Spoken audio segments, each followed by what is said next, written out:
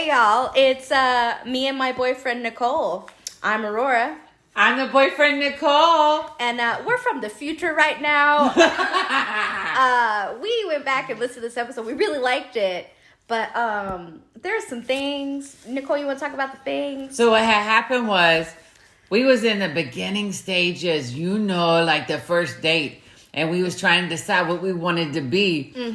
So we kind of effed up. It was like, let's be like a 90s radio station, maybe even 80s, and be like, it's Mooney and the Wolf. Oh, you're gonna see. But this episode is so good and explains our journey together, and it's hilarious. Okay, but we have to play it because in future episodes we refer to it. Exactly. So just ignore the Mooney and the Wolf shit. Right. So in it, I, Nicole, the boyfriend, am going to be the wolf. And I am Mooney. And I think at the very end of this episode, maybe, or in another episode, we talk about how we should switch. Yes, we did. Yeah. But so you'll get it. Anyway. You're going to love it. Enjoy it. Enjoy it. Save the tatas. Enjoy. I'm Mooney. And I'm the wolf. And you're listening to Mooney and the Wolf. And today's topic, we're going to be talking about the wolf. Yes, and my rather large endowments. My tatas. Your melons? Yes, my watermelons, which are not technically mine. I mean, they are bought and paid for. Right. Okay, but they're implants. Right. We're getting those removed. Yes. We had our first consult. Well, not we. The wolf had the first consultation today. And I went with her. That's my support system. Yes. Yeah. And I think we both went in with like pretty high expectations for what it was going to be. And we were both feeling pretty weird. Right. After the appointment. I think we set ourselves up a little bit too much. We did. We set ourselves up one way by not being prepared in any way. Yeah, I know. Which is not like me. So I know, right? I was all excited and I was like, okay, I'm just going to go. And this doctor was on a recommended list for, they call it explant, for removal of implants and a lifts. There's only like 5 doctors for Tennessee listed on there. And so this doctor worked at Vanderbilt. Which is pretty close to where we live. Right? Yeah. And it's the Harvard of the South, if you didn't know. Yeah. So we got cool shit in the South too, okay? Right? So it's like the best of the best here where we're at. And so I was like, well, no question, let's go there. And it said that he did all these things, like that he takes the implants out, that he does the lift, that he does pathology, where he does all these tests afterwards, blood work, everything. And that he takes pictures and videos, that he takes the whole capsule out that's around the breast, like all this stuff. We'll even return the implants to you, which, on a side note, when I asked if he returns implants to me, he was like, why would you want those? Like, which, honestly, valid question. Right? My only thought was, which I didn't say, was because all the other women on my support group get theirs back. So let's go with... There's so much back here. Like, honestly, we were feeling like weird. We were like, I don't want to do it there. Like, I didn't like the way they made us feel. Let's go back to what happened. Okay, let's explain our experience. Hold on. Let's just say we were feeling gross, feeling weird. Like, okay, we don't want to work with him. And then we calmed down. We went to, like, this fresh market place, which honestly was, like, low-key a scam, like, for people to feel good about themselves. It was an organic, like, bougie place. Yeah, which I'm like, y'all can get this at Kroger. Like, right. But don't it was fool pretty. yourself. It was real pretty. And then we went and got coffee. And then we checked ourselves. Yes. And we were like, hold up, wait a minute. Let's look at this situation from the outside. Yes. Well, and let's give a little example. Let's explain what has happened. Set the scene here. Set the scene. Yes. Okay. So we're in Brentwood, which is bougie, like. Yes, several $1 million homes, which if you're, in certain areas that might not seem like a lot, but here you can get like a 4-bedroom house for $150,000, right. you know, in a really nice neighborhood. Right. So it being very, very expensive, very high end. Yeah. Near Franklin, which is where all the like country music stars live. So people walk in, they've got like nice purses, nice boots, like designer everything. Like they've gotten like, you know, a whole moment. Like hair done, nails done, everything did. Yes, Drake, go off. But we walk in there. I have on a flannel, bike shorts, and platform white Crocs. Like, I am the shit, okay? Right. Like, full beat, though. Like, face fully done. Like, she's feeling her, like, MUA moment. With a mask on. With a mask on, but that's all right. I still look cute underneath the mask. Right. And I had on neon green heart-shaped sunglasses on my head. I did hot roll my hair, okay? Right. But I had no makeup on. I had like coconut oil on, but I had a mask. You couldn't tell, right? Right. And then and then I had my really cute little like Goodwill purse. Oh yeah. You know, on my TJ Maxx sweater, my like dollar tank top, whatever. It's a cute tank top. Right? And they were Banana Republic jeans. However, I got them at like a thrift store. Well, he doesn't need to know that. And then Five Below like flip-flops. So, but they were shaped like Birkenstocks, right? But anybody from Franklin or Britain would be like, "Bitch, those ain't real." Like, no, trying in. Yeah, so we was definitely like posing up in Brentwood. And then not only we walk in there, so I'm pretty sure he's like, "Okay, so lesbian couple and right." This, but I wasn't necessarily the dude this time. No, for once it was me. I know, right? I'm very excited about that. Yeah. But anyway, it was. I did that for you. Thank you as a show of support, right? So, and we're not a couple. No. But people think we are all the time. Nicole, Wolf is my boyfriend. I'm always a dude because normally I have a baseball cap on and jeans and like biker boots. And normally I'm like and all the tattoos, with like boots. Oh yeah, she's like dressed to the nine. The boots match the jacket, match the dress, match the hair, which is on fly, on point. I mean, yes, and she's having a moment with her makeup all the time. And I'm like, I got on some chapstick. I might have brushed my hair and shoved it underneath the baseball cap. And you pitch your cheeks to give yourself a little bit of a healthy glow. I feel like more like you smack me in the face and I'm like, ooh, I got some color. Well, I thought about it. I know. Right? But I didn't. That's all that matters, right? Yeah. And then it said insurance accepted. Right. It did. On the list, whatever, and I've been to Vanderbilt before. Mm-hmm. My son has had surgery at Vanderbilt. Like, they saved his life when he was a baby. Absolutely love Vanderbilt. They accept my insurance then, and I paid like $50 for him to be in the hospital for a week and a half. Right. You know, with my insurance, I got some good stuff. So I was like, hey, y'all take insurance, right? And they're like, yes. And so I gave them my insurance information, everything else, right? Well, and then this is the time of COVID and stuff. Right. And so our experience is we're dressed like we are. Yes.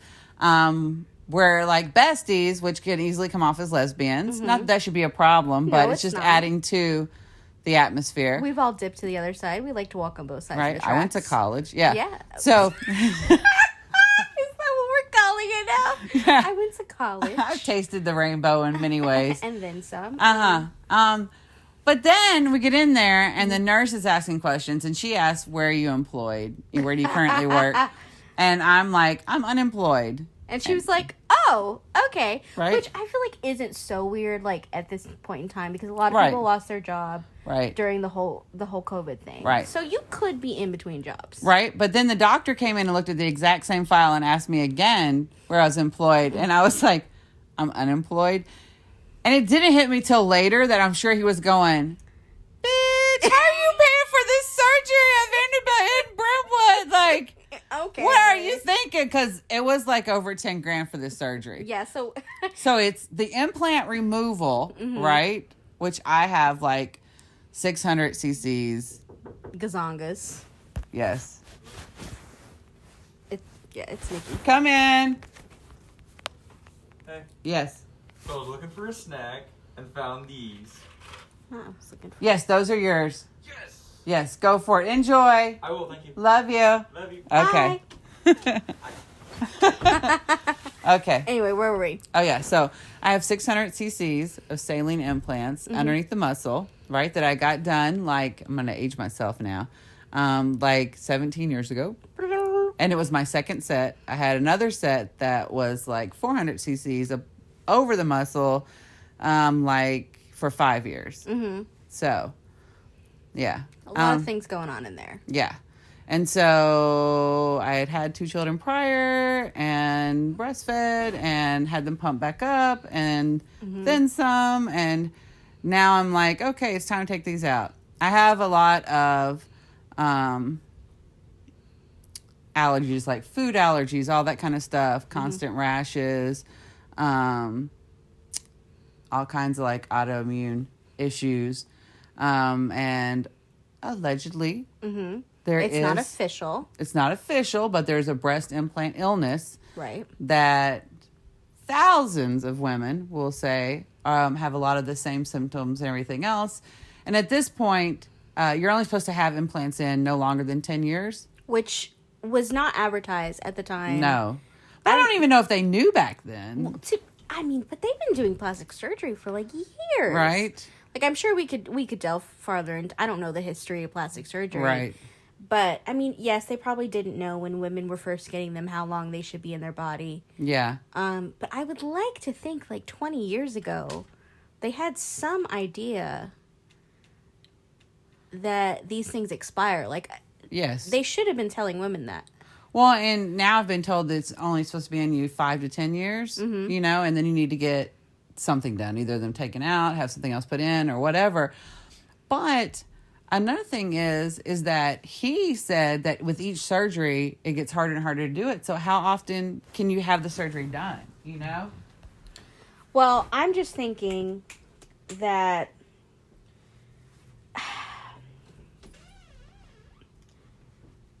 let's just operate on people have good intentions. They didn't think that these things were harmful when they were putting them into women. We could have a whole nother discussion about the evils of Big Pharma and the... Yeah, let's not. That's too deep. Yeah, and I'm like, and I love Vanderbilt. They've been wonderful to me. And that's not, I'm not speaking about them and I did not go to them to have them put in either. Right, yeah. It was another doctor. But, so let's just operate on everybody's doing the best they can. People don't know these things about, they do expire. They are possibly making women sick. Mm-hmm. I do think that at least they should have known at that time that you are supposed to get the surgery done every 5 to 10 years. Were you told that in the beginning? I don't remember that, but you got to think this is over a decade and a half ago, like 17 years ago. I don't remember. And I was in my 20s, and nothing against anybody in their 20s, but all I could think of is that I wanted to look pretty. Right. I wanted to feel good. And feel good about myself. And now, in my 40s, I'm like, oh, what does it matter? Why did I think that? Everything else, well, everybody's young and dumb and stupid and cares about how they look. And I don't think that young and dumb goes together. I think it's more of, I had in my mind a way that I was supposed to look. Mm-hmm. And during that time, big breasts were the big thing. Pamela Anderson, Anna Nicole Smith, like it was a huge thing. Right. You know? And it was one of those, everyone was getting it done, you know? And I'm not going to lie, I had fun with them. I enjoyed my boobies, okay? How much do we want to talk about what we've earned with these We'll things? Just say I've had a lot of fun. They have supported me through the years in many ways.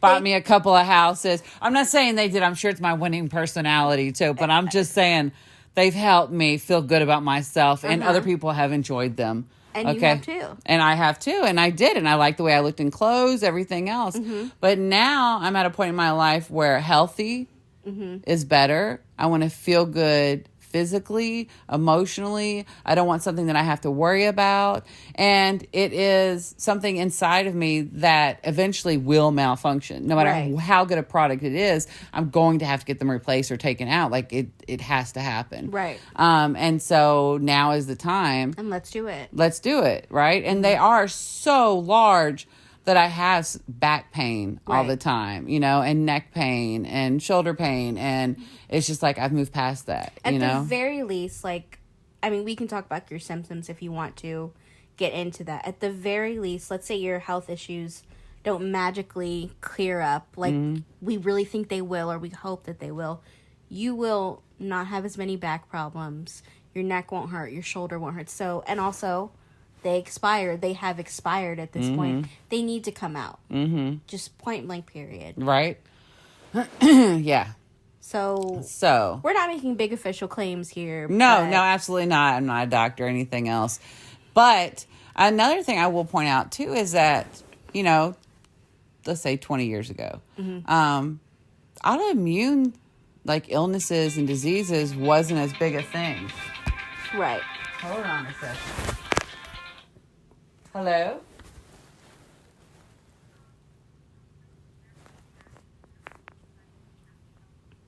Okay. I'll be right back. Okay, so where were we? Okay, so had the implants, went to the doctor's appointment, right? Okay, so the doctor explained the procedure. He was very direct and thorough. Very thorough. Explained, even did drawings on the wall. Which I really appreciated. Right? I thought that was great. It was, to me, it was very like, this is exactly what's going to be happening to your body. I think that kind of could quell a fear of like not trusting your doctor.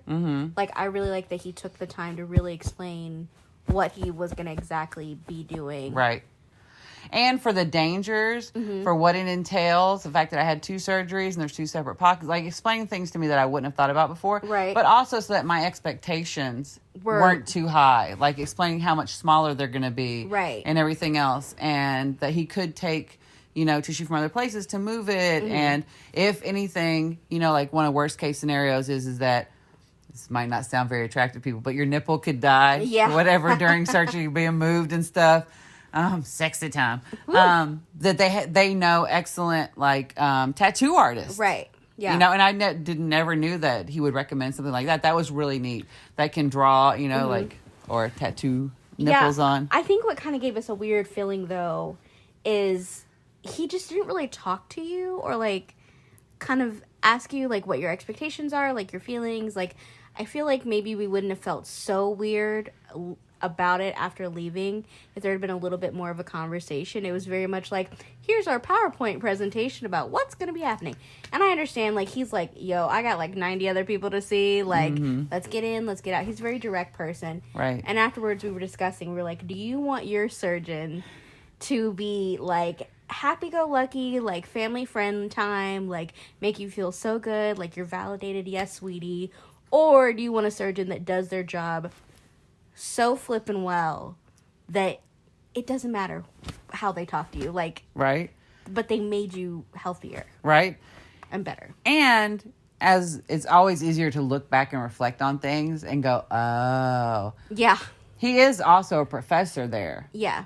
And so it was very much like instructing us on what's going to happen and these are the dangers and everything else. I didn't even think about it that way. Yes. So you said something just and now. that we are like the students and he's showing us and he's dumbing it down for us, which I never in one way felt like he was treating us that way. No. But he literally was, let's be honest. Like, yes.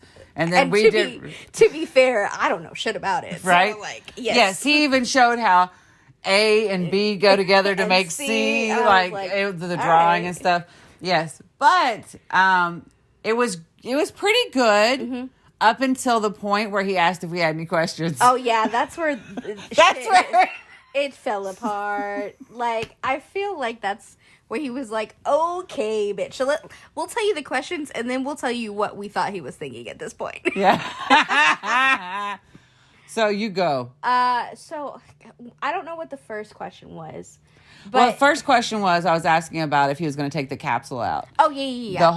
So the capsule is like the tissue around the implant. It's where your body accepts or rejects something, right? And so my body accepted the implants, but it makes like a capsule around it to kind of encapsulate it. Right. And make it part of your body. Yes, Webster Dictionary used the word in the definition.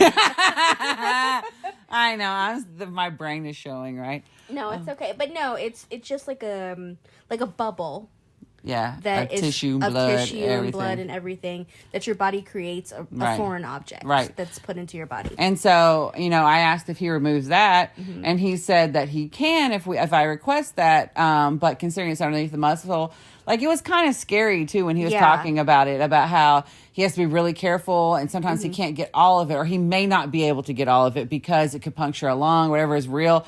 Or it's attached to your chest wall. Yes. And I had never really thought about that. Me neither. And it was really terrifying. I think that's when it really started to change for me. Yeah. And it wasn't like, oh, I'm going to get this taken out and I'm going to be healthy. And no way do I 100% believe that, getting these implants taken out, all of a sudden all my problems are going to go away. Right. I don't. But I think it's something where my body has a chance to heal. Yes. And ultimately I have to get them taken out anyway. Right. Because they're way past, expiration date. I think our expectations were not in the place he thought they were going to be. Right. And for me, anytime you have surgery, I know there's a chance you could die. Okay? We all know that, right? Right. Grey's Anatomy has taught me so much. I know it's where you get all your medical information from. Don't judge me. Right? I can't. Google is my best friend. Okay, WebMD. Right? And then Facebook. Which is a better source, honestly. Grey's Anatomy, WebMD, or Facebook. Like, Grey's Anatomy. I agree. But, okay, so you could die any kind of surgery. You absolutely know that, right? But I'm thinking more of complications from anesthesia. Yeah. Or like a blood clot or something like that, right? I'm not thinking puncture my lung. Well, when you say it like trying to take the implant out. And then I'm like, is it better just to leave them in? Like, it's just like I started to spiral then, and I didn't realize it till later that was the big thing for me. Like, okay, I knew death was on the table, which sounds crazy, but I didn't puncture a lung. Oh, shit. Oh, you know what? I'm betting the guy who went to school for this surgery, you know, and has had all these years of experience, probably knows more than me. It's a crazy thing. It is crazy to think that. I just heard about it. It's called medical school. Oh, my God. What?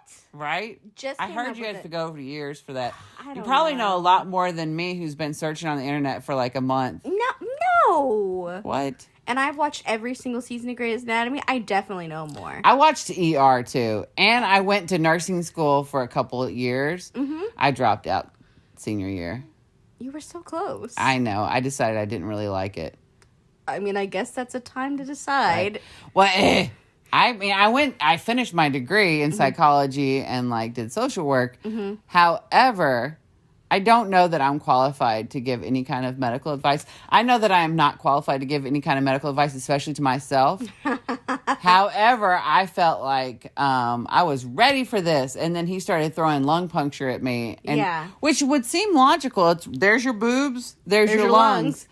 But it never occurred to me that was a possibility. Well, I mean, it's... And I had anatomy and physiology 20 years ago. I should have known that. You know what's so weird? What?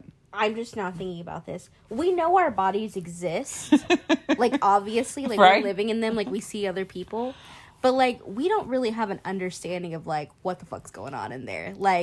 Well, it's very simple, head bone connected to the neck bone, connected to the shoulder bone, connected to some ribs in there. Head, shoulder, knee, and toes. It's exact same. Okay, follow me on this, okay? It's the same thing as I know my body exists and I know what it does. Just like I know there's the moon and the stars and the sun. Right. And I know they're right there and I can see them. But I probably conceptualize them both about the same. It's here. I see it. Hey, but I don't really think about it. Yeah, I mean, I would like to think that I'm a kind of educated person. I know a joke about Grey's Anatomy, but I did a lot of college and a lot of science.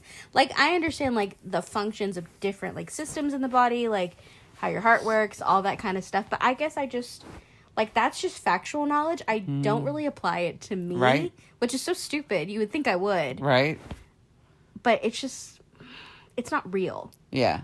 It doesn't seem real until it is. Yeah. Well, he made it real for me. Yeah. When he was puncture lung. I was like, And then that just goes into a whole new sort of problem. Things to worry about, yeah. Yeah, and I'm like, huh. Yeah. And then I just kind of spiraled from there. And then, and then the fungus. And then, so I think you asked about, will you do pathology on what you pull? And he's like, we if he sees anything, he'll do pathology. Like if he's worried about it or if he notices something, he will definitely send something off to a lab. And you brought up fungus, or I did, or something happened. He's like, can I ask? He's like, why are you guys so hung up on fungus? And then I was like, well, based off of Nicole's research, which I think that's a concern, is it not? Yeah. And then he said, what research? And I was like, and I oop. Right? And I'm looking at Mooney going, research is a big word. I've been searching. I've been Googling. I don't know that we would call it research, but there's not a lot of information out there. There is no. However, let's bring up the fact that the FDA has put out warnings about implants now and is talking about making it where surgeons or the people who manufacture implants or whatever will have to talk about these are risks associated with it. These are concerns or whatever, even putting down the ingredients in the actual implant itself, not what's inside, Well, it's gotten pretty bad if the FDA is actually acknowledging the problem, because how often do people have concerns about certain things and people are like, oh, that's not real. It's when there's been thousands upon thousands of cases where now officially the government can no longer ignore it. Right. I think my big problem was the reason I first walked away with the icky feeling and bad taste in my mouth was because since this doctor was one of the only 5 doctors listed for the whole state of Tennessee on a website that is supporting the theory of breast implant illness, in my mind, he was prepared to answer these questions and supported the fact that this is a real illness or that it is legitimate concerns I have. We were both kind of getting the vibe of, it's not that he was dismissive, because he wasn't outright dismissive. It was almost... It was not a friendly feeling, though. It just wasn't friendly. It's almost like he doubted you, and it seemed like he made a really big assumption about kind of who you were and the expectations you had, and I'm sure it's very much like he sees 90 people a day, and all these women are coming in here I want to kind of look like I was before, but I want them out. And he's like, girl, you got to temper those expectations. So kind of back what I was saying before of I wish he had kind of talked to you a little bit and kind of seen your side of it. I think maybe he could have changed his approach a little bit more. And then also he probably thought you were a crazy person because you were like, so the implants, can I get those back? And he was like, why would you want those? Because I pay for them. And plus, I'm like, all the other women get them back. Yeah, and you're so they can have them in a bag to shake around. Okay, I don't know. So this crazy lady is focused on and I wanted video and a picture. Oh yeah, you want a video. And he's like, I don't video. He's like, I don't do that. Which I find kind of crazy because the only paper I had to fill out there, the only paper I filled out there, right? Usually you go to a doctor's office and it's they want your history, your medical history, information. What medications do you take? Blah, blah, blah, right? The only thing they wanted to know is do I allow them to use pictures, video, my name, all this stuff in teaching and magazines and whatever? Do I release that to them? It said even on Instagram. And video was mentioned 3 or 4 times in there. And that's all that paper said. And then I sign off for that, right? But then you're telling me you don't videotape and everything. I find this hard to believe. Maybe he doesn't videotape his actual surgeries, but he'll videotape a before of you, and then he'll be like, and this is after. Well, and a lot of times they videotape the implants out on the table with the capsules on them. And them cutting them off to see what's inside and the material and everything else. I mean, and that's what they take pictures of too. Technically, those are yours, so he would have to get released for that, I guess.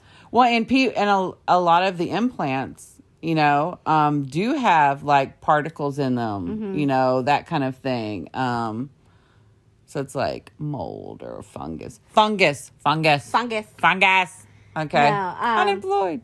Yeah, and then we asked, like, okay, would you do a pathology report on the stuff that you pulled out? And he's like, yeah, if I was concerned. It was just kind of like, we kind of made ourselves look like idiots looking back. I don't know if I feel like I look like an idiot. I'm not idiot. Idiot is a strong word. I feel like he didn't want to say anything that could possibly have to do with these implants being, not a good thing for me or healthy or that there's any kind of illness associated with He didn't want to do an official diagnosis that you could like definitely run away with. And yes, I mean, we have already said the scene of what we looked like. Right. So. And then I will say on my surgical fees estimate, paper that I got, right? It clearly says in here, all custom implants will be prepaid and non-refundable as they are non-returnable. This kind of says to me he makes a buttload of money off of putting implants in, so he doesn't want to say anything bad about implants. Well,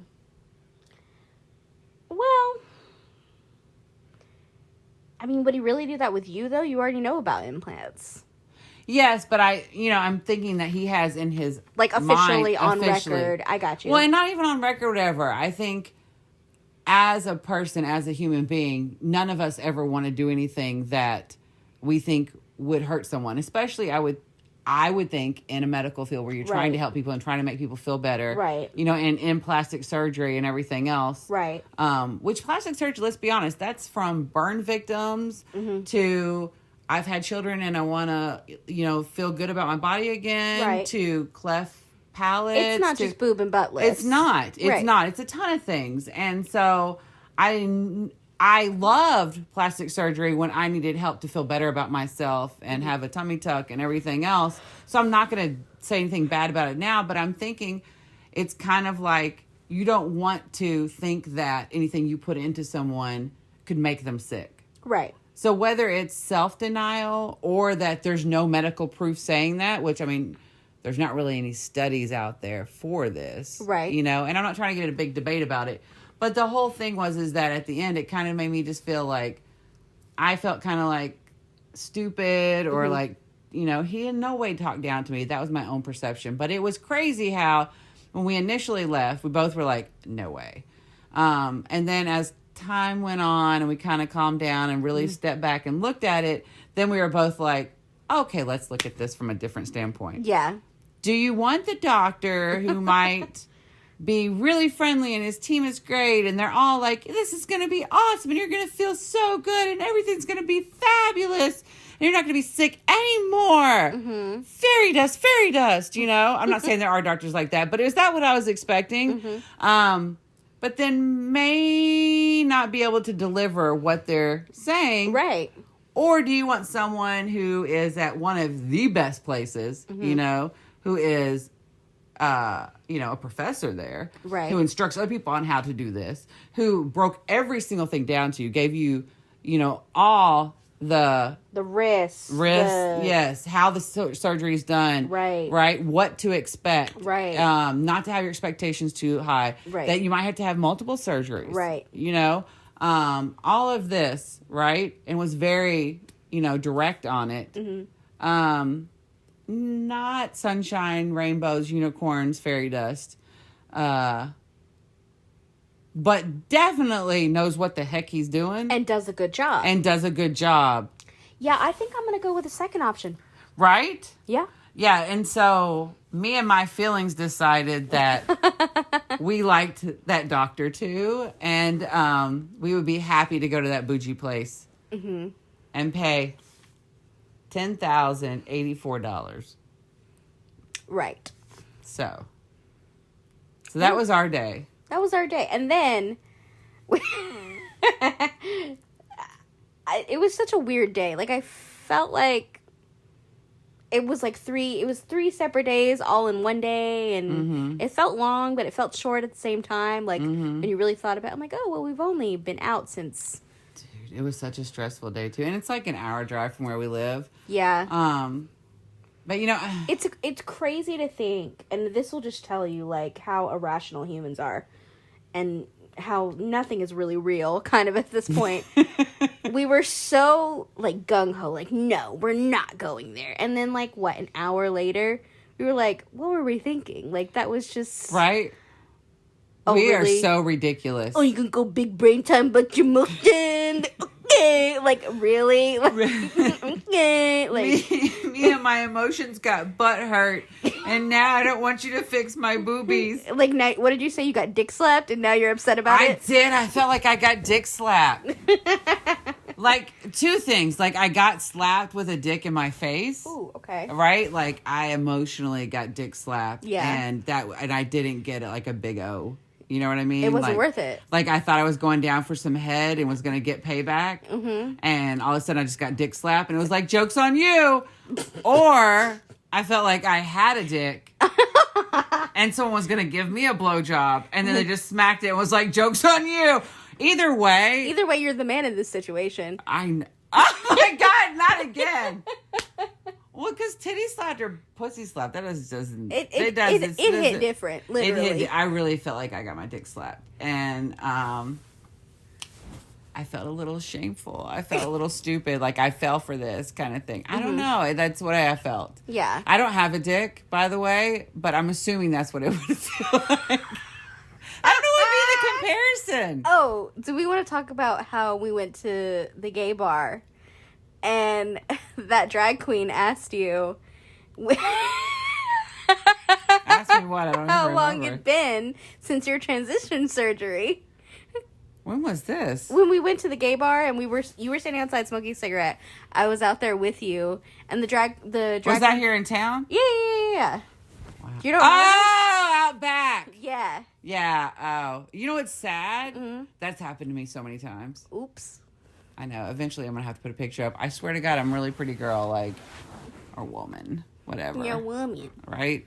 I'm a woman. Right. Well, at some point, we'll talk about how pretty I am. Yeah. How it's paid bills. Not as an escort, people. Okay, I wasn't a hooker. Not that there's anything. Well, I guess there is kind of something wrong with that. But I mean, it not is that, technically illegal. No judgment. It's not. There's nothing wrong with it, but it is illegal. Like, Right, but I'm not judging against anybody. Right. Like, I mean, you do. you know what but I'm just saying that's not what it was. We support sex workers here. I don't know. Do we? I don't know. I don't know what the right answer is. We don't personally support sex workers. That is not what I was saying. We are two sex positive women. Yes. That is completely off subject. Like, let's get back on the rails here. Is there really a subject? I mean, yeah. Right? We're talking about this. Okay. What was the point? Anyway, you were talking about me looking like a dude at the gay bar. Right. I distracted you. It was my fault. It was. No, but I'm saying... Ultimately, we're just talking about how... I guess we could just talk this like a whole big moment. I feel like I felt humiliated. No, not... Is humiliated too big a word? I feel like that's so strong of a word. I don't think that was... And I don't think that was his intention whatsoever. My big thing is I really learned about perception. And I thought I knew before, but I didn't. Mm-hmm. Is that me feeling like I came in there with some stuff I Googled and, oh, this is the reason I'm sick. And getting these out is going to make me feel better. And then the doctor saying... well, I can't guarantee it's gonna make you feel better. I was okay with that, but then when it kept going on and it felt like everything that I had been researching and stuff, and here I am using that big R word, was not legitimate and everything else, it made me feel very foolish and dumb. And yeah, I'm thinking it's kind of one of those things of, you're in no way claiming you're an expert, but you're like, I'm doing the best I can.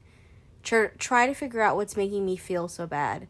And, like, you definitely don't want to self-diagnose yourself. Like, I think that's dangerous territory to, like, log on to WebMD and be like, I'm coughing and I have stomach pains. Oh shit, I have cancer. Like that moment, like that happens to so many people. But do you know how I found out about WebMD? I had a doctor who told look me it he up. uses WebMD. Oh shit. Maybe we don't want to go back to that doctor. I haven't. But yeah, and how everything, he showed me how everything, it was really cool though. He showed me how everything's on his phone and stuff. Yeah. And like they just put in whatever is going on. He didn't just use WebMD, but he said, he's like, have you ever used WebMD? I have. But then like all these different things they have, and it tells you what medications to give, blah, blah, blah. Oh, okay, that's cool. So, yeah. You know what I mean? So. Yeah, but it's like you're doing the best you can. You're doing all this big R word research, trying to see like what's going on. Like you notice, and I was so excited. You were so excited because I felt like I had finally figured it out, like connected everything, and then went in there and it was like he popped my balloon, which is like he popped my titties, right? Because he said I had to have a mammogram done, right? Which I don't know if anybody's had a mammogram done, but let me tell you what happens. They shove your boob in this machine, right? And then they smash it down as much as they can to take pictures to get images. Okay? It's very uncomfortable and everything. I have implants in, and I'm already having problems with them, so I'm worried that it will explode or, pop being in there. And so I'm like, I don't want to do that. And he seemed like that was no big deal to do. Like, okay, what if it pops? Yeah. Like, I think that was kind of my like, you're going to get it taken out anyway. I think that was the first one where I was like, wait, what? Like, wait a minute. Right? I think that was my first moment where I was like, hold on, what? Like, that was the weirdest thing to me. Like, it doesn't matter if it pops. Like, it seems like it would matter. Like, right? Especially if there is some type of problem, And it just seemed like that was no big deal. And I'm like, okay, well, then I have a flat chest on one side and then a watermelon, a triple G on the other side. Like, I don't know about that. And how long do I have to wait a month to even get in? Yeah. So go with a flat titty from. Let's just come on. Is that calling you flat titty? Whoa. And then there was another part of me that was like, okay, I have a little back flash here. My mother went to the same surgeon I did. She got implants just like I did, right? And she had where one of hers ruptured, is what they call it when it goes flat and stuff. And that's when she started having a lot of health problems. Definitely health problems. She had rheumatoid arthritis, all this other stuff. But she also started going cuckoo for Cocoa Puffs. Like One Flew Over the Cuckoo's Nest. Like it just started going from there, right? And so didn't really attribute it to that, even though she had told my sister that she felt like that's when she was having a lot of problems in her lucid moments. Right. And so now connecting the dots and seeing all these other women that have had so many similar problems that I've had or my mother had or whatever, and for him to say it's no big deal if it pops, like who cares? Like, it just made me feel so irrelevant, and it was just an icky feeling, like... Yeah. It was, I guess it was dismissive, like, there's kind of no other way to describe it, right? Like, that was a dismissive moment. Does that turn us completely off of him? No, not anymore after we've calmed down a little bit. But at the time... But reflecting on it now, it was dismissive. To go back what I was saying, though, like, you went through all the trouble of trying to figure out what's wrong with you. You're really trying to be your own advocate, because really at the end of the day, like, we've all been to doctors where you really had to keep pushing and pushing and pushing. Like, no, something is wrong. And you hear about all those stories of, like, something is wrong and something was wrong. Right. And the only way it got diagnosed is because you kept pushing and trying and being your own advocate. Because sometimes in the health industry, you have to be. And it's just in life. You have to be your own advocate in life. You have to fight for yourself. 100%. Well, and I went through that with my son's autism. Having to fight and everything and saying something's not right, and, that he needs help, and being his advocate. And he was like a year and a half When we first got diagnosed. And I'm like, he's my third child. I can tell you something is totally different. It's like his soul has been ripped out, you know? Right. And he needed all these therapies and everything else. And then I got with the right people who not only believed me, but had experience with that. And they're like, absolutely, you know, and helped him to get to the level that he's at now. But then I had to fight school systems and counselors and everything else. And not to say all of them were like that. Like, then I had some amazing teachers, you know, and principals and counselors and just like so many people. But it was having to go through so much of fighting people just to get him to be able to stay in a regular class and get him the services that he needed and everything else, you know? And so I've been through that before, and it gets to a point where you'll fight for your children, you'll fight for someone you love, but when it comes to fighting for yourself, why do a lot of times we kind of punk out? I don't know. Because I know I do that. Yeah, I do too. I think we all do it. Is it a self-worth issue? A self-esteem, a self-confidence, like right? What does it come from? Yeah, that's a good question. That could be a whole nother podcast right there. Well, and another thing too is I was telling you that I felt like part of my problem during that consultation, was that I was in my feminine energy, and so I felt kind of submissive, you know. I don't know why I would feel like that, considering that I was like half naked, you know, with my tits hanging out everywhere, as you and the doctor and the nurse are all in there, and we're all talking about, you know, I'm gonna have these taken out and blah, blah, blah. Right. I was feeling very naked, you know, and very feminine. And a lot of times I carry myself more in a masculine energy. Okay. Very assertive. I'm a Leo. Okay. I'm kind of like going for the kill. Like, this is the way it is, blah, blah, blah. Take it or leave it. Everything to me is fuck yes or fuck no. And fuck you, you know, but I have a huge heart and I love so hard. Okay. So I feel like if I had been in my masculine energy, right? If I had been like, no, this is the way it is, and if you don't like it, go fuck yourself, I'll find somebody else, I wouldn't have felt that bad, and I wouldn't have felt dismissed and everything else, right? And I'm not saying one's right or the wrong, but having been more in a feminine energy, having felt vulnerable, maybe vulnerable is the way I feel feminine energy is. I felt so naked and like kicked in the uterus, man, like kicked in the balls, like I felt all discombobulated. No. Yes. I would love to talk about, like, let's delve into kind of the psychology of thinking that feminine energy is submissive or lesser than, or... Yo, don't be putting words in my mouth. I don't mean lesser than, but I do feel like our society sees feminine energy as more submissive and masculine energy as more dominant. And it's not necessarily meaning that for a man or a woman, but I feel like that is a norm. Like, that is a definition. You don't?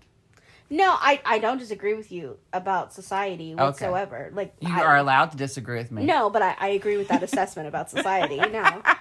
I guess I'm just thinking about, like, is that kind of internal sexism you're using against yourself as a way to be dismissive of, like, why do we associate being vulnerable with being a woman?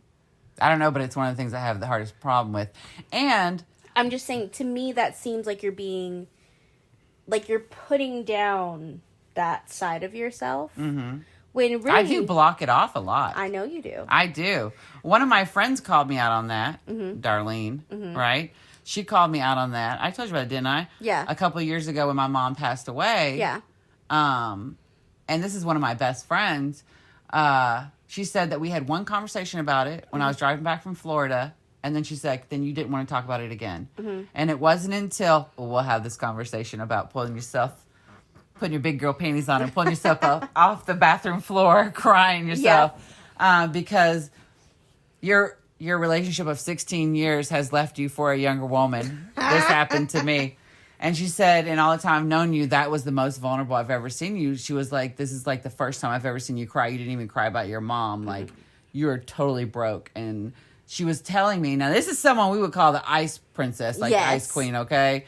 She's a Sagittarius. Anyway. Any noozles. That's besides the point. Ooh, very direct, but always there for me. Huge heart. Yeah, of course. Yeah. But she was like, your vulnerability is such a beautiful part of you. Mm-hmm. I've never heard her use those two words ever, much less together. Beautiful and vulnerable? Yeah. Yes. Are those even her vocabulary? I don't know, because her vulnerability is like no, and I'm not trying to put her down. I love Darling and everything else, but it was a huge thing to me. Yeah. So then I started really, really looking at it, and I was like, I don't allow myself to be vulnerable very much. Not even with my children, like not with the closest people next to me or anything. And I know it always goes back to childhood. That being vulnerable as a child would definitely get me kicked in the balls. You know, that was not allowed. Yeah, growing up in a Catholic military Southern family. We don't have feelings. Yes, we hide everything, much less all the domestic violence and everything else. Yeah. So, which that'll be another day. Well, all the interesting people had really fucked up childhoods, let's be honest. Wait. That's a whole nother conversation, is it? To be in order to be a successful, funny, interesting person, do you have to have a fucked up childhood? Like, it doesn't hurt. It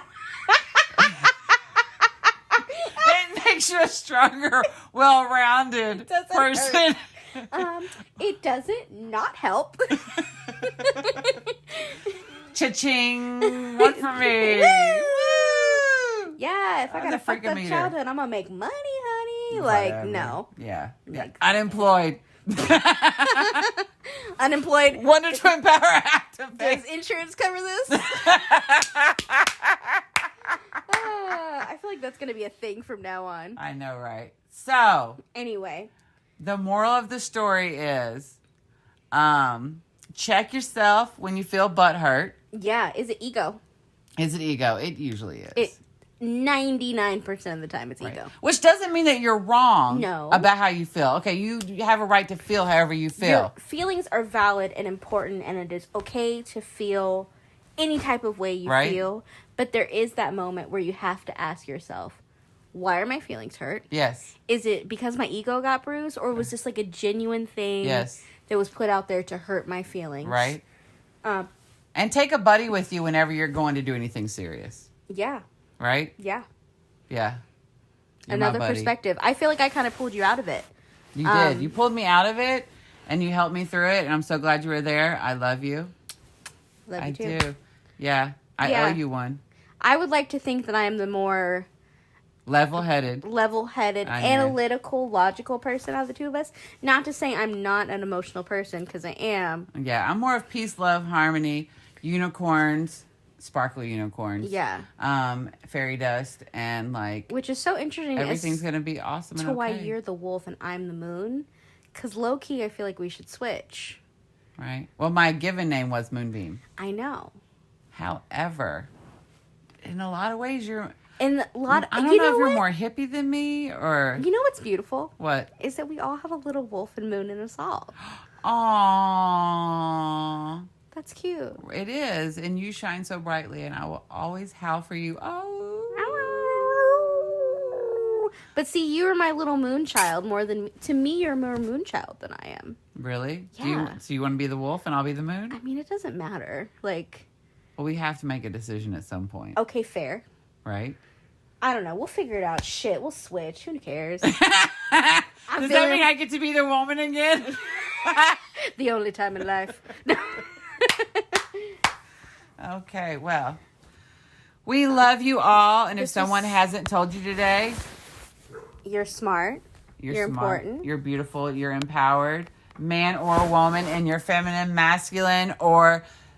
no identification. Mm-hmm. You are perfect as you are, and we love you. You are loved. You're cherished. You're perfect as you are. Yes. And if no one said this to you today, or maybe you need to say it to yourself, look yourself in the mirror and say, I see you. Ooh. I hear you. I acknowledge you. I think that goes a long way for a lot of people, and I think we should say that to others and to ourselves a little bit more. Right? And I appreciate you. And I appreciate you. I do. And I love you. I love you. I appreciate you, and I love you, and I love me, and I appreciate myself, even though I don't always live in reality. Well, reality's not so fun sometimes. Touche. Ding, ding. Ding, ding, ding, ding, ding. All right. Ow. Ow. Peace. Woo.